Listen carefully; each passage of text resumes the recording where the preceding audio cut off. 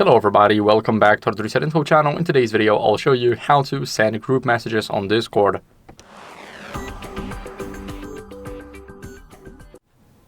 So first, what are we going to do is we're going to create a group. So I do have a group right here, and if you want to send a message, all you have to do is, let me just create a new one so you guys can see what's going on here. We're going to create a group, and as you guys can see, all we have to do is just type something. So once we type something, our message will come clear here. And of course, you can just get a group of somebody and they will also respond. So as you guys can see, someone can just type in, we get a notification, and that's how you guys can send the group messages.